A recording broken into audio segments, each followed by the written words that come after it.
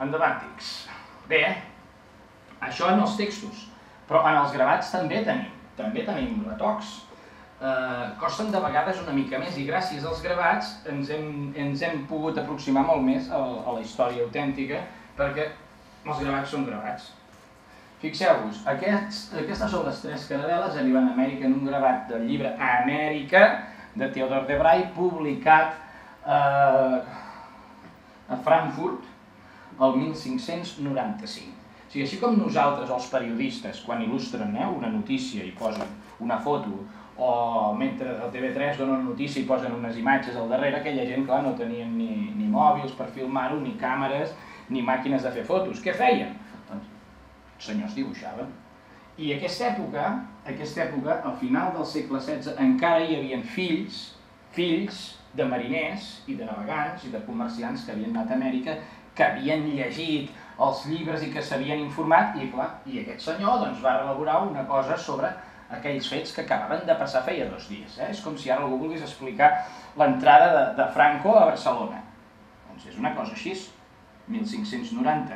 El 1530 es va morir el fill d'en Colom, o sigui, no havien passat ni 60 anys. Això és com si algú el 1980, 1990 volgués explicar coses de la guerra. No sabria quines coses explicar, no tindria imatges. Doncs aquesta gent tenien imatges i es posaven. Fixeu-vos aquí les 3 caravel·les, amb aquesta diagonal. Aquest és en Colom, aquests són dos pistolers. En aquella època, contràriament al que ens pensem, hi havia armes de foc. Jaume I anava amb una arma de foc, cosa que ha fet pensar més d'algun historiador que no podia, aquella escopeta amb què anava Jaume I no podia ser de Jaume I, però no, ja coneixien la pólvora en aquella època. I aquests estan plantant la creu del cristianisme, uns indis que s'aproximen de bon rotllo i uns que se'n van aquí ballant la capoeira, no? I el que és curiós d'això és que si volem saber si les naus eren catalanes, castellanes o franceses, doncs és molt fàcil, mirem la matrícula, no? I la matrícula de les naus, doncs, són les banderes. I aquí tenim unes banderes, aquí, que si les vas baixant, si veieu aquí, perfecte, hòstia, això no ho havia aconseguit ampliar tant. Fixeu-vos bé, hòstia, molt bona aquesta, Tira, no, perquè... Tira. Aquí, fantàstic, això em sembla que és l'ampliació més gran que mai... Fixeu-vos, doncs, que aquestes naus tenen 4 o 5 barres, aquestes banderoles, i aquesta 1, 2, 3, 4, també 4 o 5. Per tant, si són naus amb unes banderes, amb ratlles, són de Castella o són de Catalunya? Què diríeu vosaltres? No, poden ser de Castella disfressades de catalans. Però aquesta opció costa més de creure, No m'imagino els castellans, vamos a descobrir Amèrica por Catalunya, vamos, banderes catalanes, venga! No, m'ho costa una mica de creure.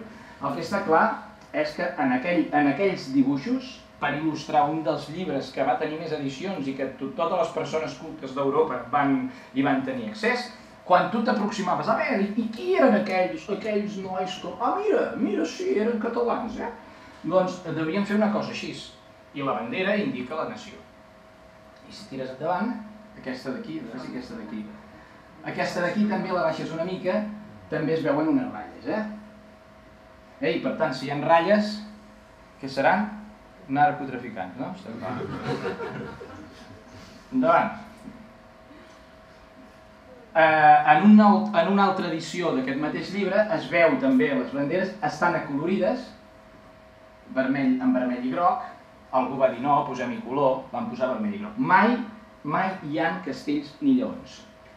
Està molt clar que a final del segle XVI no s'havia perdut encara l'idea que en Colom va anar a Amèrica amb unes naus catalanes o amb uns mariners catalans. Endavant. Mira aquesta més.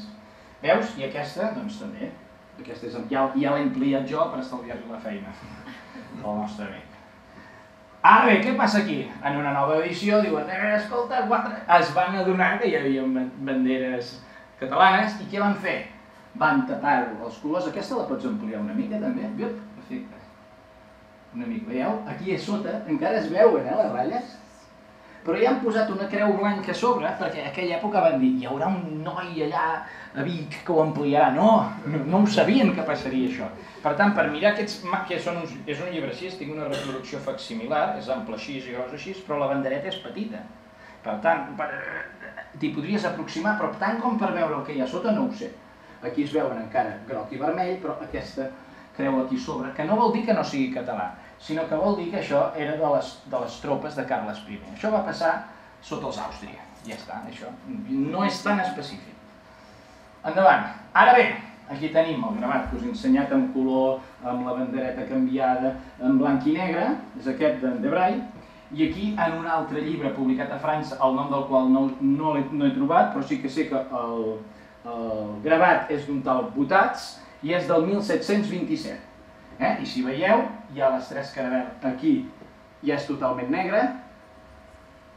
Sí, veieu que han gairebé camuflat del tot, i aquesta d'aquí ja han desaparegut les línies, ratlles o barres, i apareix una mena d'escut que pot recordar o recorda, podria recordar o recorda el de Castilla. Per tant, heu vist que al segle XVI la història ens deia molt clar que els que van arribar a Amèrica eren unes naus catalanes, i després de l'ocupació espanyola de Catalunya, el 1727, allò que fan els estats.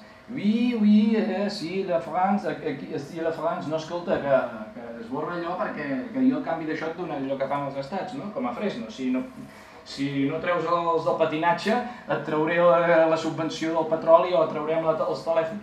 I els altres, una cosa que havien votat a favor, ara voten en contra, doncs a França els llibres apareixen amb una bandera que ja no és la catalana. Però això veieu que la història es construeix, es va construint. I mirem una mica més ràpids perquè si no no acabarem mai. Mireu, ens diuen que Colom és un enigma, que en Colom s'amagava, que no se sap d'on és, que uns diuen que d'aquí, que uns diuen que d'allà. Bé, els misteris no existeixen. Els misteris són creats per la condició humana. Si algú mata algú i el cadàver desapareix, el mort no s'ha fet desaparèixer a ell mateix. I si hi ha un llibre en un lloc i al cap de 2 dies no hi és que algú ha anat i se l'ha emportat. Però no hi ha misteris. Per tant, en Colom no era un misteri, perquè vivia a la cort de França, a la cort dels Reis Catòlics, a la cort de Portugal. Es cartejava amb el Sant Pare, que li deia dilectíssim amic. El rei Ferran el rep i li dona uns títols de virrei i governador. A Barcelona tothom el surt a rebre. Era molt desconegut, no podia ser. No podia ser. I perquè constava en nòmina de l'Estat per pagar-li el que li pertocava com a virrei, com a governador, com a capità general i com a almirall. Aleshores, en la majoria de llocs ha desaparegut els seus orígens, de quin lloc era. Però atenció, perquè aquesta carta de 1497, publicada a Alemanya el 1497, i ara veureu el començament de la carta, aquí això és el llibre que recollia les 17 edicions d'aquesta carta que en Colom va enviar, endavant, i al començament de tot, aquí ara si passes endavant ho veurem ampliat, no cal que ho ampliïs, està ampliat a la següent, veieu? Diu: Det Hauptmann, det Schiffung des Morts Christopherens Colon von Hispania, o sigui, el 1497, els alemanys no deien que en Colom no se sap d'on és. Colom von Weserferron, diuen Colom von Hispania, no diuen von Itàlia. Per tant, el 1497 sabem que un colom hispà anava amb unes naus catalanes a Amèrica. I això és de calaix. Ningú ha desmentit això. Ningú ha dit no. Això està publicat i republicat, i de seguida que vosaltres arribeu a casa podeu posar al Google Colom von Hispania i sortiran tots els llibres on aquesta carta està editada. Que no és cap misteri, jo no he hagut d'anar-la a robar enlloc. Endavant. A la carta en llatí, publicada a Roma, aquesta, si tires endavant, que és aquesta, 1493, comença així: Epístola a Cristòfori Colom, i a Roma no li diuen Colombo, ni Columbo, ni Colombi, ni res semblant. A Roma li diuen Colom. Per tant, tenim un hispà que navega amb naus catalanes i que el seu cognom a Itàlia és Colom, el mateix cognom de famílies catalanes. Endavant. Al final de la carta, i si passes al següent el tenim ampliat, també diu, signa la carta Cristòforus Colom Oceanus Classis Prefectus, o sigui, prefecte oceà, el mirall del mar oceà, però el cognom és Colom. En llatí llatinitzen el nom, però el cognom no. Per tant, tenim algú que té un cognom molt o que sembla molt català. Bé, doncs els Colom que tenen càrrecs d'estat, que són nobles, amb escuts d'armes, que han estat en guerres, que són banquers, que són fundadors de la taula de canvi, que són fundadors de l'Hospital de Sant Pau i la Santa Creu, l'actual Biblioteca de Catalunya, tota una sèrie d'escriptors i cosmògrafs, està molt ben estudiada aquesta família. Us l'ensenyaré molt ràpidament perquè ho pugueu veure. Doncs, hi ha un tal Jaume Joan Colom que es casa amb una Caterina Bertran, que tenen un seguit de fills, són aquests. En Guillem Joan Colom, en Francesc Colom, president de la Generalitat 1464-1467, per tant, ja els Colom ja estan a la més alta piràmide del poder, en Lluís Colom, capità de nau, en Jaume Colom, prevera, la Leonor Colom, casada amb en Joan Lluís de Gualbes, un de la família important de polítics i literats, l'Isabel Colom, casada amb el capità Joan de Barberà, la Beatriu Colom i un tal Joan Colom, aquí jo he afegit el cognom, aquest sobrenom de Cristòfol, perquè ara ho veureu. Tenim una família molt ben estudiada. No és allò de dir, bueno, si ara en Colom és català, però ningú sap d'on. No, tothom ho sap. I jo simplement he agafat informació d'altres estudiosos, més la meva, i l'he posada aquí. Què ens diu aquest arbre genealògic? Doncs ens diu moltes coses. Primer, jo no sé si sabeu que Diego, en català Jaume, suposo que sí.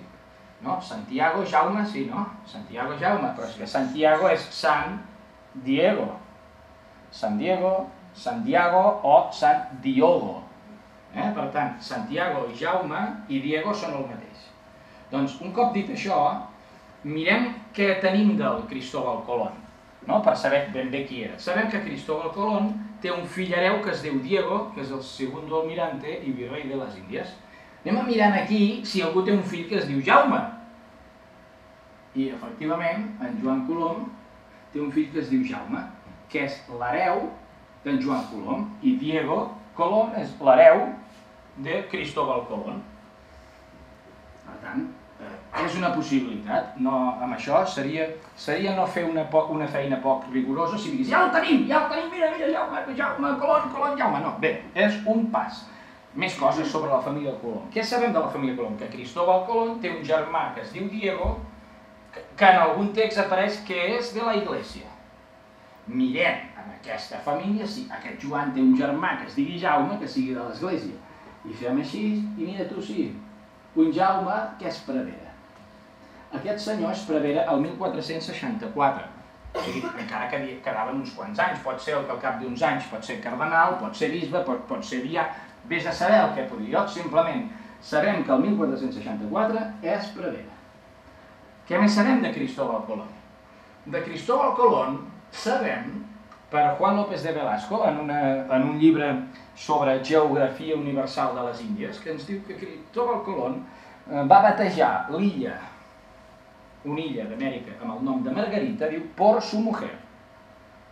Aquí hi ha dues explicacions, o és que ell la va batejar perquè su mujer no hi era, la bauticé jo, por mi mujer, o és que la va batejar i li va posar aquest nom perquè su mujer se llamava así. Per tant, mirem si aquest Cristóbal Colón d'aquí, o aquest Joan Colom, té una dona i com es diu. Doncs mireu, doncs sí, dues dones. Una es diu Margarida. Home, doncs Margarita li podia posar el nom a l'illa Margarita por su mujer, perquè su mujer se llamava Margarita. Tenim més coses encara. Quan en Cristóbal, direm així, Colón, se'n va a Portugal, allà està documentat en els diversos anys, apareix documentat com a Joao. Joao Colomo apareix documentat. Quan és a França el trobem com a Jean Colom. Aquí el trobem com a Joan, si és aquest. Si fos aquest, que no ho sabem, jo apunto, anem sumant pistes i a veure què et surt, no? Si fos aquest, aquí també el tenim com a Joan. A més, sabem que el Cristóbal Colón, en alguns documents, ell fa una J rubricada, entrellaçada amb una S com a rúbrica personal, com un vistiplau d'alguns documents. Els entesos diuen això hauria ser un vistiplau, no?